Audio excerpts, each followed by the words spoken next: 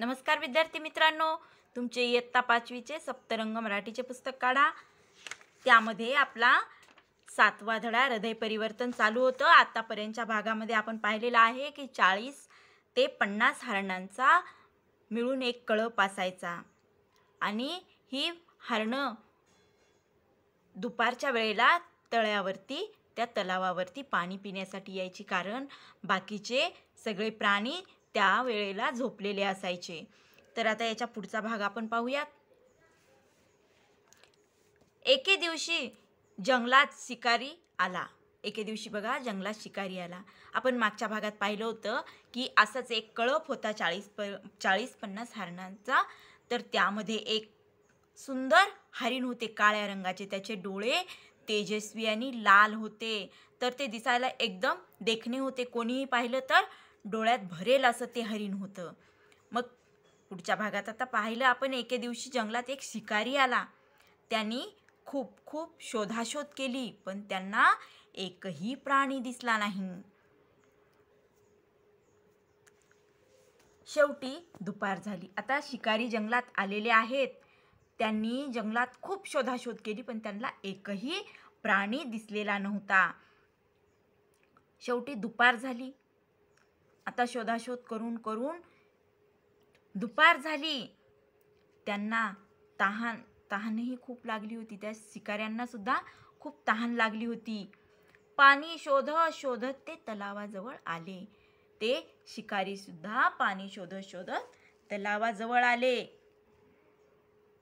तलावातील थंड पाणी पोटभर प्यायले आणि त्या तलावातलं थंडगार पाणी ते पोटभर प्यायले व दूर एका मोठ्या झाडाखाली विश्रांतीसाठी बसले आणि त्या तलावापासून दूर एका मोठ्या झाडाखाली विश्रांतीसाठी बसले। तेवढ्यात हरणांचा कळप पाणी पिण्यासाठी तलावाजवळ आला। तेवढ्यात काय झालं, एक हरणांचा कळप पाणी पिण्यासाठी तलावाजवळ आला। हरणांचा कळप पाहून शिकाऱ्यांना खूप आनंद झाला। त्या हरणांचा कळप पाहून शिकाऱ्यांना खूप आनंद झाला। आयतीच शिकार त्यांच्या समोर आलेली होती। त्यांनी बंदुका हातात घेतल्या। त्या हरणांना पाहताच शिकाऱ्यांनी बंदुका हातात घेतल्या, पण त्यावेळी झालेल्या आवाजाने हरणांनी कान टवकारले। बघा, बंदुका हातात घेताना जो काही आवाज झाला, त्या आवाजाने हरणांचे कान टवकारले। हरणांना वाटलं काहीतरी आपल्याला इथे धोका आहे। शांतपणे तेथेच उभे राहिले आणि हरणं शांतपणे तेथेच उभे राहिले। काळे हरिण पुढे होते। पुढे धोका असल्याची जाणीव होऊन त्याने इतरांना सतर्क केले। बघा, काळे हरिण जसा काही त्या कळपाचा एक महत्त्वाचा मेंबर होता, जो की त्यांचा नेता होता। त्याने नेत्याची भूमिका बजावली, स्वतः समोर आला आणि इतर हरणांना त्याने सतर्क केले व तेथून पळून गेले।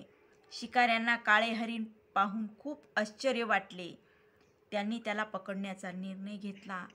आता ते काळे हरिण शिकाऱ्यांना खूप छान वाटले, त्यांना त्याला पाहून खूप आश्चर्य वाटले।